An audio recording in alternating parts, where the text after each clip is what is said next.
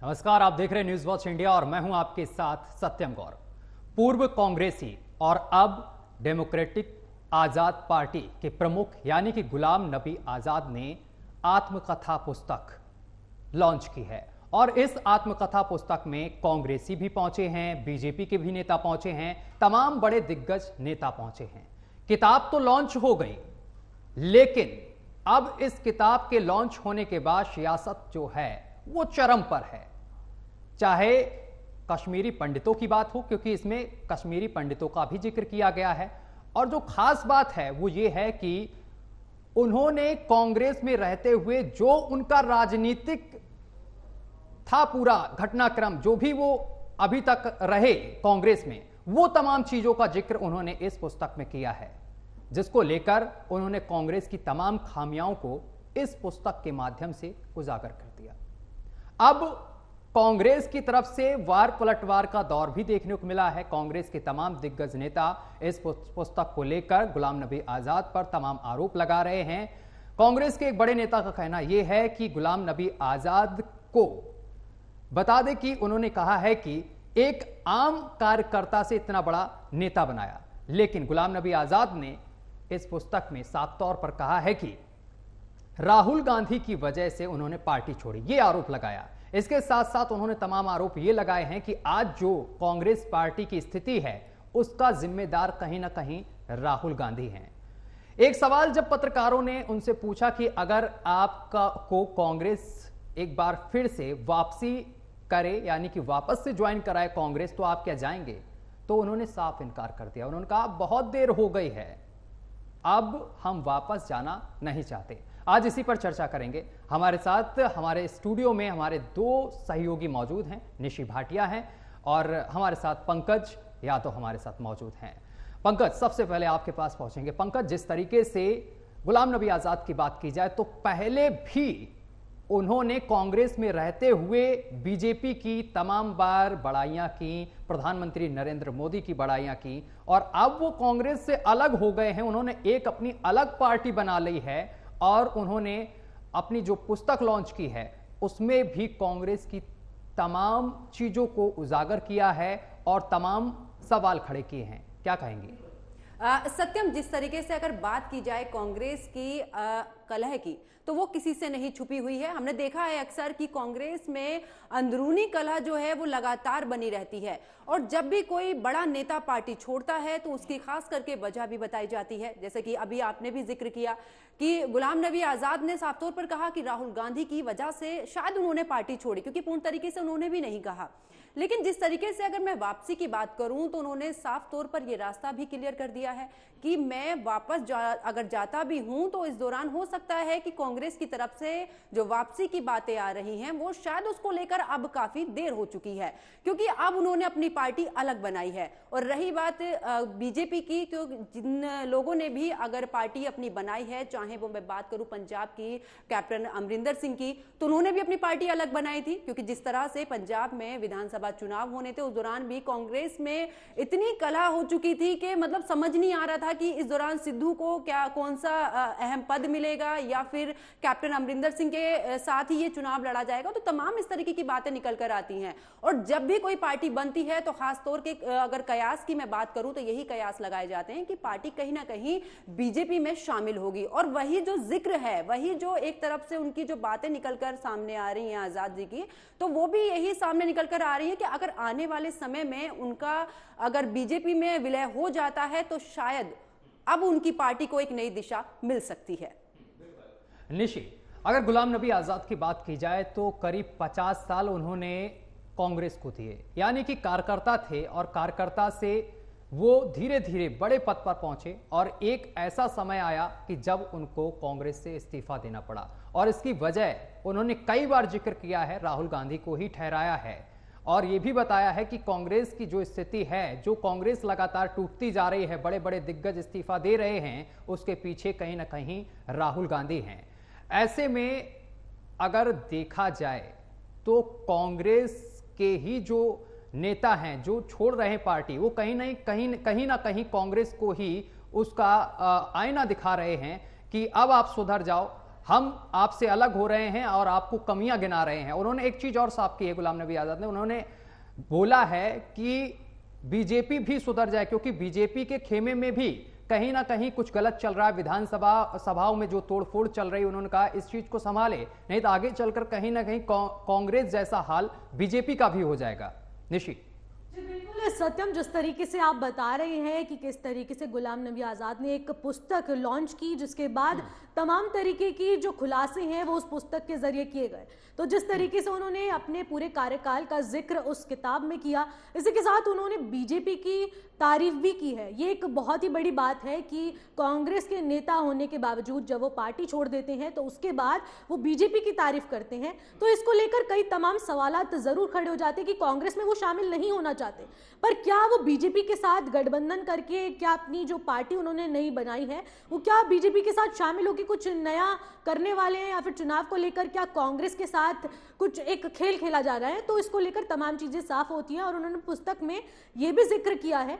कि जिस तरीके से मैं कांग्रेस में था, लेकिन मैंने कई बार उन्होंने आलोचनाएं करी हैं भाजपा सरकार की, तमाम तरीके से उन्होंने प्रधानमंत्री नरेंद्र मोदी को लेकर भी तमाम बातें कही, लेकिन उन्होंने एक बात साफ कही है कि प्रधानमंत्री नरेंद्र मोदी में एक भी बार उन्होंने बदले की भावना नहीं देखी। जिस तरीके से उनका जो व्यवहार है, वो जिस तरीके से सरल एक व्यक्ति हैं, वो उसी तरीके से हैं, उन्होंने कभी भी बदले की भावना नहीं रखी। तो इसको लेकर तमाम जो बड़ी चीजें हैं वो सामने आ रही हैं कि अब शायद गुलाम नबी आज़ाद काफी हद तक क्लियर हो रहे हैं कि उन्होंने जो नई पार्टी अपनी बनाई है डेमोक्रेटिक, और उसको लेकर अब चीजें साफ हो रही हैं कि शायद अब वो कुछ समय बाद हो सकता है कि वो बीजेपी के साथ हाथ मिला ले, पर अभी भी सवाल ये क्लियर नहीं हो रहा है क्योंकि अभी भी वो लगातार बातचीत कर रहे हैं।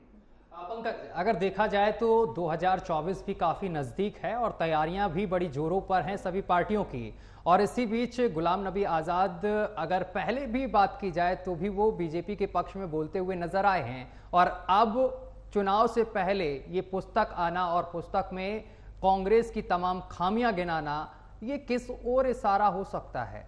बिल्कुल सत्यम, अगर बात की जाए लोकसभा चुनाव 2024 की, तो अभी तो ये शुरुआत है, क्योंकि अभी गुलाम नबी आजाद ही नहीं, बहुत से ऐसे नेता भी निकलकर सामने आएंगे जो अपनी पार्टियों को कहीं ना कहीं इस लोकसभा चुनाव में जो भी पार्टी आगे जीतती है उसके साथ में नजर आएगी। लेकिन अगर मैं यहाँ पर बात करूं कांग्रेस की, तो कांग्रेस के जितने भी नेता रहे हैं जिन्होंने दिग्गजों ने पार्टी छोड़ी है, उनका सबका सबसे अहम तो यही कहना है कि राहुल गांधी जिस तरीके से जनता के सामने आते हैं, वो प्रेजेंट करते हैं कि मैं हर एक कार्यकर्ता को अपने घर का सदस्य मानता हूं, यानी कि कांग्रेस में किसी भी तरीके से कोई भी कलह नहीं रहती है, जो भी बात है वो आकर कह सकते हैं। लेकिन सत्यम, कुछ दिन पहले की अगर बात करें तो बहुत से कांग्रेस कार्यकर्ताओं ने आरोप लगाया था कि राहुल गांधी से मिलने भी नहीं दिया जाता। अगर राहुल गांधी को इन सब चीजों की जानकारी है तो उन्हें अपनी पार्टी बचाने के लिए इन सभी बातों पर ध्यान देना चाहिए था। और बात करें अगर कांग्रेस की, तो कांग्रेस में अगर देखा जाए ना सत्यम, तो अभी भी कोई एक ऐसा लीडर नजर नहीं आता है जो पूरी कांग्रेस का नेतृत्व कर सके। ऐसा मैं इसलिए कह रही हूं सत्यम, क्योंकि जिस तरीके से आजाद जी ने कहा है कि अगर सोनिया गांधी की बात करें तो पूरी तरीके से बागडोर जो है वो सोनिया गांधी के हाथ में नहीं है। इसी के साथ उन्होंने अपने बयान में यह भी कहा है कि अगर बात मल्लिकार्जुन खड़गे की करें तो उनके हाथ में भी पूरी तरीके से कमान नहीं है। लेकिन सवाल तो सत्यम यहां यह उठता है कि आखिरकार कांग्रेस की कमान किसके हाथ में है? क्या राहुल गांधी के हाथ में है? अगर राहुल गांधी के हाथ में है तो फिर इस तरीके से कार्यकर्ताओं का बिखर जाना, दिग्गज नेताओं का पार्टी छोड़कर जाना, किस तरीके से लोकसभा चुनाव की ये तैयारियां करेंगे, तैयारियां छोड़िए उसके साथ में किस तरीके से आगे की ये बात करेंगे कि हम किस विहार पर ये चुनाव लड़ेंगे और जीतने की कोशिश करेंगे। क्योंकि अभी के जिस तरीके से राजनीति की अगर मैं बात करूं तो जो पेचीदा है, बहुत ही ज्यादा ये जो मामले निकलकर सामने आ रहे हैं, जिस तरीके से कांग्रेस पार्टी बिखरती हुई नजर आ रही है, तो कहीं ना कहीं इसका जो लाभ है वो बीजेपी को मिलेगा। और चाहे दूसरी पार्टियां, चाहे आम आदमी पार्टी की बात करूं, बहुत सी ऐसी पार्टियां जो लोकसभा चुनाव में आएंगी, तो देखने वाली बात यह है कि आखिरकार कांग्रेस जो है वो किस तरीके से अपना खेमा बचाती है। क्योंकि एक आजाद जी नहीं है, और भी बहुत सारे लोग हैं। अगर बात ज्योतिरादित्य सिंधिया की करूं, क्योंकि मध्य प्रदेश की तो आपने देखा ही था, उस दौरान किस तरीके से उतार चढ़ाव हमने देखा, उनके साथ में 19 विधायक चले गए थे और पूरी तरीके से सरकार पलट गई थी। तो उस दौरान जो ये इस तरीके की जो लड़ाई चल रही है ना, घर के अंदर की जो लड़ाई होती है सत्यम, ये कहीं ना कहीं पूरी तरीके से चुनाव पर असर करती है। और जिस तरीके से 2024 जैसे ही नजदीक आ रहा है ना सत्यम, अभी तुम आगे भी देखना किस तरीके से अभी और भी बहुत सारे नेता ऐसे होंगे जो दरकिनार कर सकते हैं कांग्रेस से। आखिर जो वजह है वो तो पंकज साफ कर दी है उन्होंने, इससे पहले भी उन्होंने कई बार बोला भी है और तमाम दिग्गज धीरे धीरे किनारा भी करते जा रहे हैं। ऐसे में कांग्रेस को आखिर क्या करना चाहिए कि जिससे कि वो अपना खेमा बचा सके। उधर जिस तरीके से गुलाम नबी आज़ाद ने ये चीज़ें रखी हैं, तो एक जो कांग्रेस के बड़े प्रवक्ता हैं उन्होंने बयान दिया कि उनको एक कार्यकर्ता से इतना बड़ा किया, आज उसी पार्टी की वो बुराई कर रहे हैं, वो कभी कांग्रेस के थे ही नहीं, वो कांग्रेस की चीज़ों को बीजेपी तक पहुंचाते थे। ये तमाम आरोप गुलाम नबी आज़ाद पर लगाए गए कांग्रेस की तरफ से। सत्यम, जो ये आरोप लगाते हैं, ये आरोप प्रत्यारोप का जो सिलसिला चलता है, वो तो एक राजनीति ही अलग होती है। लेकिन कहीं ना कहीं इन सभी नेताओं का, चाहे ज्योतिरादित्य सिंधिया की बात कर लूं या फिर गुलाम नबी आजाद की बात कर लूं, जो भी इस पार्टी को छोड़ के गए हैं कांग्रेस की, उनका साफ तौर पर यह कहना होता है कि जो हमें पद मिलना चाहिए वो पद नहीं दिया जाता है। बहुत से ऐसे नेता रहे हैं जिन्होंने पद की वजह से दरकिनार किया है कांग्रेस को। तो सबसे पहले तो कांग्रेस को अपना एक ऐसा लीडर बनाना चाहिए जो पूरी कांग्रेस का नेतृत्व अच्छे से करे, क्योंकि एक पार्टी के लिए अगर बात करें तो राजनीति में सबसे अहम होता है कि आखिरकार आपके लिए आपके पास ऐसा कौन सा फेस है जिस फेस को लेकर आप जनता के सामने जाएंगे। क्या राहुल गांधी, क्योंकि राहुल गांधी को लेकर तो अगर बात कार्यकर्ताओं की करूं तो वो तो अलग से ही जवाब देते हैं। उनका कहना है कि राहुल गांधी जनता के बीच में भले ही भारत जोड़ो यात्रा निकालते हैं, लेकिन कहीं ना कहीं कार्यकर्ताओं से वो दूरी बनाकर रखते हैं। तो क्या प्रियंका गांधी को कमान संभालने की बात की जाए, या फिर राहुल गांधी को, या फिर खुद सोनिया गांधी को? क्योंकि एक जो बड़ा लीडर है, एक बड़ा फेस तो जरूर सामने आना चाहिए, तभी अगर बात कांग्रेस की करें तो कांग्रेस पूरी तरीके से संभल पाएगी। नहीं तो फिर वही ताश के पत्तों की तरह हर चुनाव में वो बिखरी ही नजर आ जाएगी। अगर बात की जाए जिस तरीके से कहा भी जा रहा है और पंकज ने भी चीजें साफ की हैं कि यहाँ पर पोजीशन तो दे दी जाती है, पद पर बैठाल दिया जाता है, जैसे मल्लिकार्जुन खड़गे को बैठाल दिया गया है, अध्यक्ष बना दिया गया है, लेकिन गुलाम नबी आजाद कहते हैं उसकी जो पोजीशन होती है डिसीजन कोई और लेता है कांग्रेस में। जिस तरीके से सत्यम आप कह रहे हैं, तो इससे ये चीज हमारे को तब सामने साफ होती नजर आ रही है क्योंकि 2024 का चुनाव अभी नजदीक है। इसके बाद अभी इससे पहले जो कोलकाता और इसके अलावा राजस्थान के चुनाव होने वाले हैं, इसको लेकर भी तमाम जो चेहरे हैं और जो तस्वीरें हैं वो साफ होती इसलिए नजर आ रही है क्योंकि 2024 का चुनाव भी इसके बाद आने वाला है। और इसी को लेकर जब भाजपा अपना चेहरा साफ कर देती है कि अब की बार 2024 का चुनाव कौन लड़ने वाला है, तो इसके बाद विपक्ष से कौन खड़ा होगा, ये तमाम सवाल जो है वो पैदा होते हैं और उसके लिए एक मुख्य चेहरा होना बेहद आवश्यक होता है, जिसको लेकर अब कांग्रेस पार्टी में जो एक मुख्य चेहरा राहुल गांधी सामने आ रहे थे, अब उसके बाद उन पर भी तमाम तरीके के आरोप लग रहे हैं। पहले उनको जो 2019 के बयान को लेकर उन पर आरोप लगाया जाता है कि उन पर मानहानि का केस हो जाता है, फिर उसके बाद उनकी सदस्यता चली जाती है, फिर उनके बाद उनका बंगला जाने की बिल्कुल जद पर है। 24 अप्रैल को हाल में अब उनका बंगला जाने की जद पर है। उसको लेकर भी अब वो तमाम जो कांग्रेस पार्टी है वो खुद ही,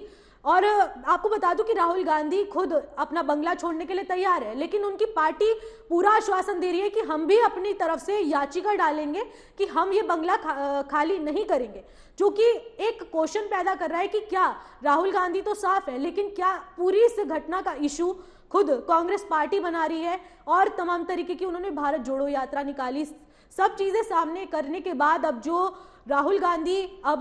पीछे चले जा चुके हैं, अब 2024 के चुनाव को लेकर अब पक्ष तो क्लियर कर देता है, लेकिन विपक्ष की तरफ से कौन है ये सोचकर अभी सब चिंतित हैं कि अब कौन चेहरा बनने वाला है, क्योंकि बीजेपी और कांग्रेस दोनों तालमेल में हैं और अगर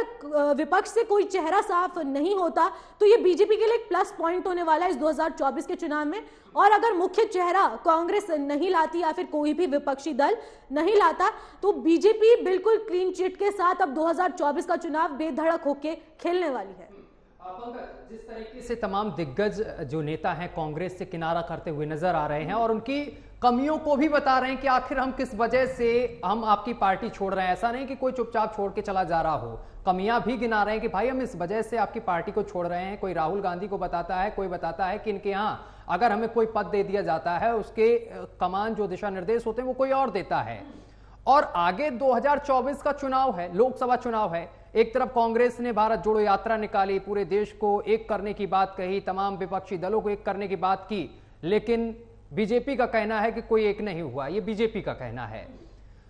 आखिर 2024 का चुनाव पास है, कांग्रेस मंथन क्यों नहीं करती? आखिर क्यों उनके तमाम नेता पार्टी से किनारा कर रहे हैं? और वो नेता जिन्होंने 50-50 साल कांग्रेस को दिए, जी जान लगा दी, और जब वो जाते हैं तो उन्हीं पर आरोप मढ़ दिया जाता है कि वो लोग बीजेपी के लिए काम कर रहे थे। बिल्कुल सत्यम, लेकिन मैं जिस तरीके से अभी मैंने थोड़ी देर पहले भी बताया था कि अगर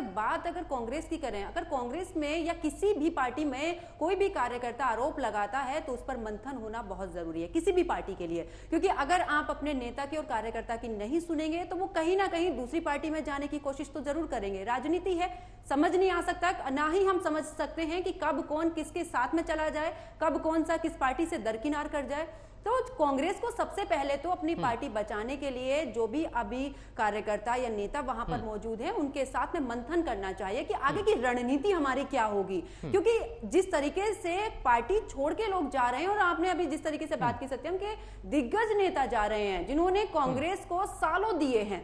जिनके अगर मैं बात करूं एक स्तंभ की तरह उन्होंने काम किया है। जब अगर घर हो या कोई भी इमारत हो उसके स्तंभ ही निकलने लगेंगे तो आप खुद ही सोच सकते हैं कि उस मकान की या उस घर की या उस इमारत की कोई वैल्यू ही नहीं रह जाती है। तो कांग्रेस को सबसे पहले तो एक अपना लीडर और एक सबसे पहले अपने हर एक छोटे से लेकर बड़े कार्यकर्ता को या किसी भी नेता को, हर एक इंसान की उन्हें सुननी चाहिए। उसके बाद आगे की रणनीति तय करें कि आखिरकार हमें क्या करना होगा, क्योंकि एक राहुल गांधी ही नहीं या फिर सोनिया गांधी ही नहीं, पूरे कांग्रेस पार्टी को इस बात पर मंथन जरूर करना चाहिए, क्योंकि चाहे छोटा चुनाव हो या बड़ा चुनाव हो, जब तक आप एक साथ नजर नहीं आएंगे तब तक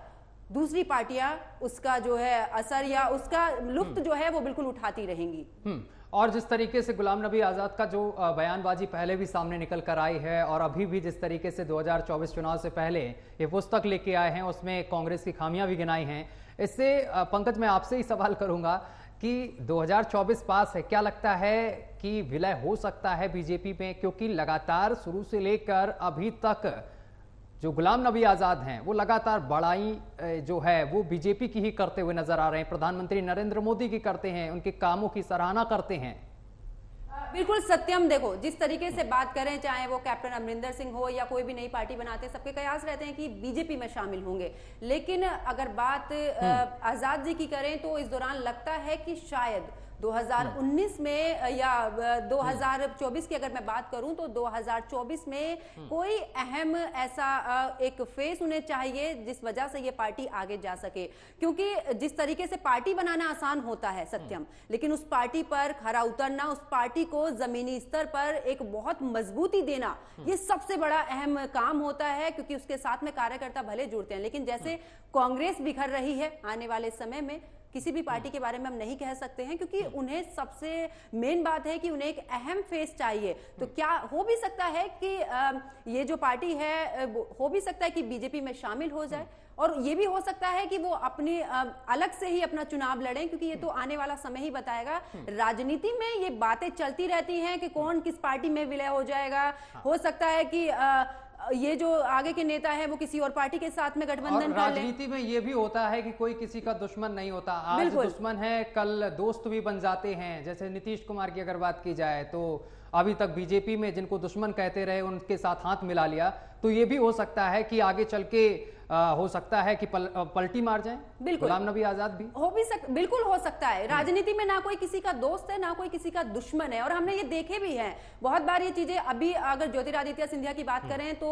एमपी में जिस तरीके से वो बयान देते थे राहुल गांधी की, और उनकी दोस्ती किसी से नहीं छुपी है, किस तरीके से दोनों साथ नजर आते थे। लेकिन लास्ट में आने पर जिस समय सरकार की बात आती है उस समय पर उन्होंने दरकिनार करके बीजेपी ज्वाइन कर ली और कांग्रेस को बड़ा झटका दिया। तो ये सब कहना बिल्कुल भी हम इसको डिनाई नहीं कर सकते हैं कि कब कौन किसका साथ छोड़ जाए, कब राजनीति में उथल पुथल हो जाए, कौन किसके साथ में चला जाए। ये तो बिल्कुल यही कह सकते हैं कि समझने से भी ऊपर वाली बात है, क्योंकि कयास लगाना आसान होता है, उस कयास पर पूरी तरीके से कौन राजनेता सामने आता है ये तो फिलहाल आने वाला वक्त ही बताता है। सत्यम निश्चित, जिस तरीके से गुलाम नबी आज़ाद तमाम प्रधानमंत्री नरेंद्र मोदी की तमाम कामों की सराहना कर रहे हैं। इससे जो सियासी पंडित हैं वो कयास लगा रहे हैं कि आगे चल के ये पार्टी विलय कर सकती है बीजेपी के साथ, और ऐसे में अगर विलय करती है तो क्या गुलाम नबी आज़ाद को कोई बड़ी कमान मिल सकती है?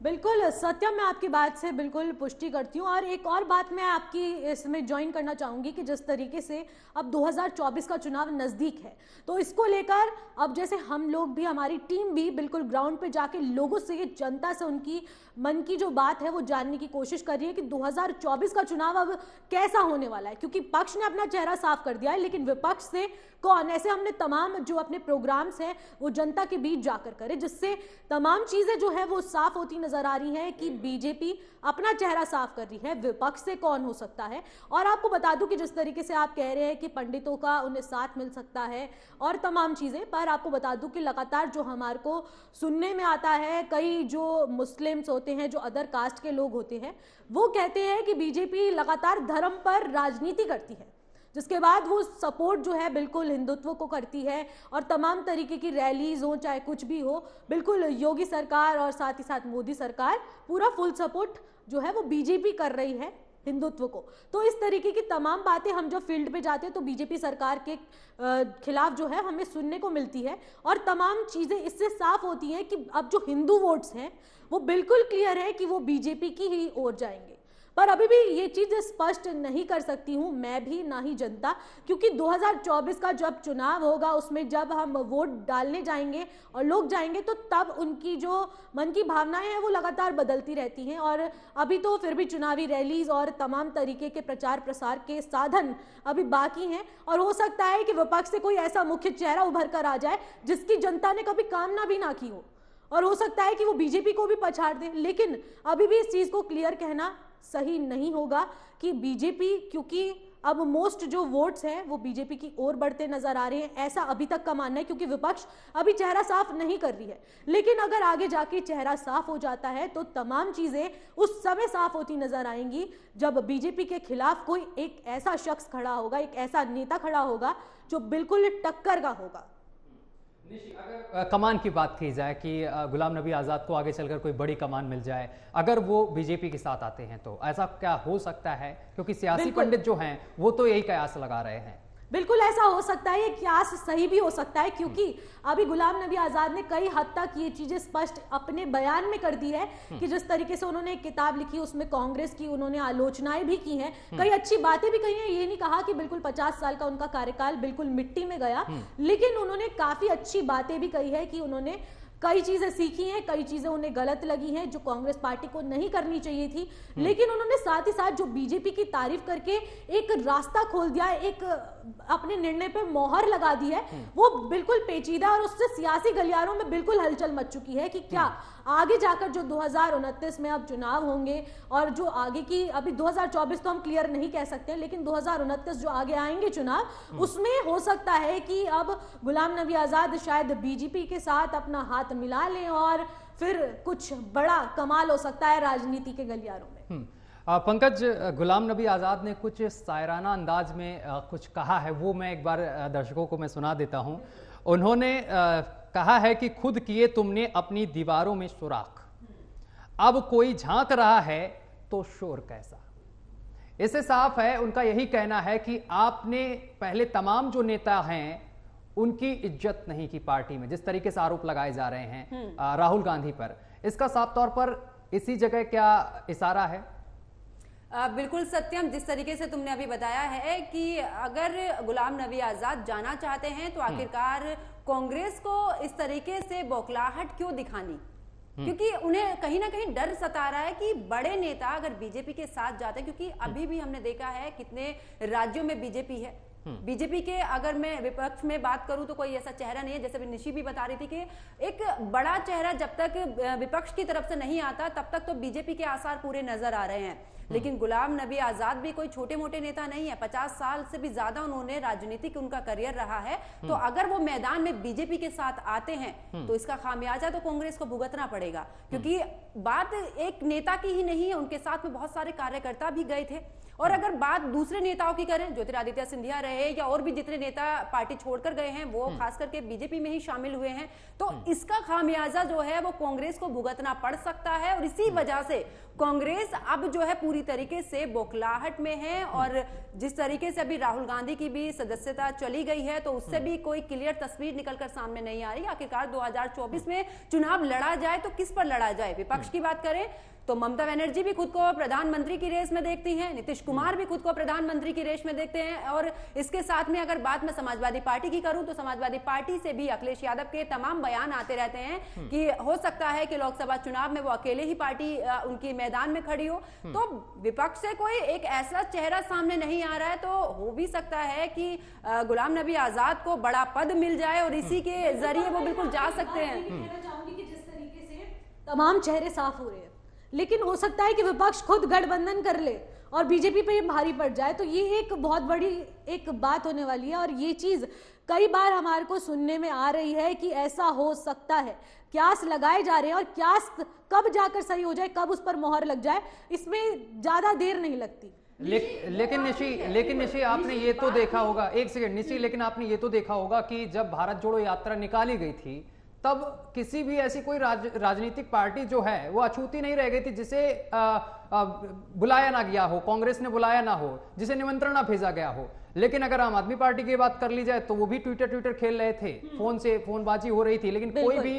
जो कार्यकर्ता है या फिर नेता है आम आदमी पार्टी का उस पार्टी में नहीं गया, भारत जोड़ो यात्रा का हिस्सा नहीं हुआ। तमाम पार्टियों को भेजा गया, समाजवादी पार्टी को भी भेजा गया था। तो विपक्ष को जिस तरीके से एकजुट करने की बात की जा रही है कांग्रेस की तरफ से, वो तो कहीं दिखाई नहीं दे रहा है। पर इससे ये तो साफ हो रहा है कि किस तरीके से अब जैसे कांग्रेस पार्टी भारत जोड़ो यात्रा निकालती है, फिर तमाम तरीके के वो इनविटेशंस देती है कि आप हमारे साथ जुड़िए, तो आप सोच सकते हैं कि वो किस तरीके से इशारा कर रही थी कि चलिए हम लोग सब मिलते हैं। और अब बीजेपी पर शायद वो एक विपक्ष की तरफ से एक ऐसा चेहरा सब मिलकर एक ऐसा उभारना चाह रहे थे जिससे कि वो बीजेपी पे भारी पड़ जाए, क्योंकि अधिकतम जो वोट्स है वो बीजेपी की तरफ बढ़ते नजर आ रहे हैं, क्योंकि बीजेपी लगातार तमाम तरीके के ऐसे कार्य कर रही है जिसको लेकर अब विपक्ष खुद बौखलाहट में है कि किस तरीके से अगर बीजेपी अगर ये कर दे तो हम शायद कहीं कमजोर पड़ सकते हैं। तो इसको लेकर ये एक तमाम बड़ा एक मुद्दा बन सकता है कि आगे जाकर 2024 चुनाव को लेकर अब जो विपक्ष है वो किस तरीके से अब आगे बढ़ने वाला है। ठीक है, मैंने मान लिया निशी की कहीं ना कहीं विपक्ष एकजुट हो सकता है आगे चल के। पंकज, तुमको क्या लगता है, जैसे कि ममता बनर्जी अभी साथ आ गई थी जब सदस्यता रद्द हुई तो वो भी पहुंचे, उनके तमाम कार्यकर्ता पहुंचे इस प्रदर्शन के दौरान, तमाम प्रदर्शन किए। लेकिन विपक्ष में एक चीज तो आपने देखने को मिली होगी कि सारे लोग मुख्यमंत्री बनना चाहते हैं, एक चेहरा तो है ही नहीं वहां पे। ममता बनर्जी बनना चाहती हैं, नीतीश कुमार पहले से ठाने बैठे कि भैया हम ही मुख्यमंत्री बन जाएंगे। तो फिर ऐसे में इनमें बीच में कैसे हो सकते हैं एक भाई? इसमें तो अभी कोई डिसाइड ही नहीं हुआ कि भाई कौन मुख्यमंत्री बनेगा विपक्ष में, कोई एक चेहरा तो सामने आया नहीं। सत्यम, जिस तरीके की तस्वीरें हमने देखी हैं एक मंच पर, चाहे वो अखिलेश यादव हो, मायावती की बात करें तो बहुत सारी ऐसी पार्टियां रही हैं जो एक साथ में गठबंधन करके आई हैं। मैं अगर विधानसभा चुनाव की बात करूं यूपी की तो आरएलडी और समाजवादी पार्टी कर रहा है, कितना आगे चल पाया है। और बात अगर हम पूरे लोकसभा चुनाव की करें, क्योंकि ये विधानसभा चुनाव नहीं है, ये लोकसभा चुनाव है। और इस दौरान जिस तरीके से अभी मैंने जिक्र किया था कि ममता बनर्जी भी खुद को प्रधानमंत्री समझती हैं और बहुत बार वो इस तरीके से बोल भी चुकी है कि अगर मैं मैदान में उतरूंगी, टीएमसी मैदान में उतरेगी तो अपने पूरे तरीके से खुद के ऊपर वो चुनाव लड़ेगी। वही मैं आपसे कह रहा हूं कि ये लोकसभा चुनाव है, विधानसभा चुनाव नहीं है। क्योंकि विधानसभा चुनाव में कांग्रेस का क्या हाल हुआ था उत्तर प्रदेश में, ये आपने भी देखा था और तमाम दर्शक जो इस वक्त हमें देख रहे हैं उन्होंने भी देखा था, बाखूबी देखा था कि कांग्रेस का क्या हाल हुआ था। और वही चीज कांग्रेस से दूर होकर गुलाम नबी आजाद समझाना चाहते हैं। उन्होंने जो आत्मकथा अपनी पुस्तक लिखी है उसमें भी तमाम इन्हीं चीजों का जिक्र किया है कि अभी सुधर जाओ। जिस तरीके से राहुल गांधी अपनी मनमानी करते हैं, उन्होंने ये आरोप लगाया पार्टी में कि राहुल गांधी अपनी मनमानी करते हैं। तो ऐसे में कांग्रेस तो लगातार गड्ढे में जा रही, जो बड़े बड़े नेता हैं, जो दिग्गज नेता हैं, जिनसे कहीं ना कहीं पार्टी की शुरुआत हुई, वही दूर हटते हुए नजर आ रहे हैं। तो ऐसे में लोकसभा चुनाव तक कैसे पहुंचेगी कांग्रेस? सत्यम, जिस तरीके से बात आपने विपक्ष की है तो ये भी तस्वीर साफ हो जाती है, मंच पर दिखना कोई बड़ी बात नहीं है। राहुल गांधी के लिए अभी जिस तरीके से बोल रहे कि हमारे बंगले में रह सकते हैं, हमारे घर में रह सकते हैं, बोलना आसान होता है सत्यम, लेकिन जब उस दौरान काम किया जाए, कितने लोग उनके साथ में हैं? कौन सी ममता बनर्जी उनके साथ में है, अखिलेश यादव उनके साथ में है, कौन उनके साथ में है? सिर्फ और सिर्फ कांग्रेस के नेता। और गुलाम नबी आजाद ने यह भी बात क्लियर की है कि जब भी कोई भी विपत्ति की घड़ी कांग्रेस पर आती है तो कांग्रेस के आला कमान की तरफ से यह भी दबाव दिया जाता है कि जबरदस्ती आप जहां भी जाएंगे, आपके बड़े जो नेता हैं वो उस दौरान उनके साथ में रहेंगे। जैसे अभी हमने सूरत की तस्वीरें देखी थी, गए थे जिस समय पर राहुल गांधी, उस समय पर तमाम नेता उनके साथ में गए थे। इस दौरान भी तमाम आरोप प्रत्यारोप चले थे कि क्या राहुल गांधी अगर वहां पर अपनी याचिका दायर करने के लिए जा रहे हैं, उनकी सुनवाई है, तो इतना बड़ा खेमा लेकर जाने की क्या जरूरत है? तमाम बातें निकलकर सामने आई थी, लेकिन बावजूद उसके जिस तरीके से गुलाम नबी आजाद ने भी कहा है कि एक जो जबरदस्ती वाली जो चीजें थोपी जाती है ना, वो कहीं ना कहीं कांग्रेस को तोड़ने के लिए सबसे बड़ी वजह है। क्योंकि आपको हर एक कार्यकर्ताओं को सुनना होगा, हर एक कार्यकर्ता को जितनी भी चीजें आपने दी हैं या जो भी पद आपने दिया है उसकी गरिमा को बनाए रखना होगा। हाथ की कठपुतली अगर आप किसी को बना के रखेंगे तो वो पार्टी नहीं चल पाएगी। और आप मेरा इशारा समझ रहे हैं सत्यम, हाथ की कठपुतली मैं किसको कह रही हूं, क्योंकि हमने देखा है किस तरीके से कांग्रेस में ये सब बातें निकलकर सामने आई थी। और सत्यम एक जिक्र और मैं बता दूं आपको, जिस तरीके से भारत जोड़ो यात्रा का जिक्र चला था, तो जितने भी कांग्रेस से निकल कर गए थे, सबसे पहले यही बयान सबका सामने आया था कि ये भारत जोड़ो यात्रा नहीं, सबसे पहले आप कांग्रेस जोड़ो यात्रा निकालिए, सबसे पहले आप कांग्रेस को एक करिए, उसके बाद ही आपकी ये यात्रा सफल होगी।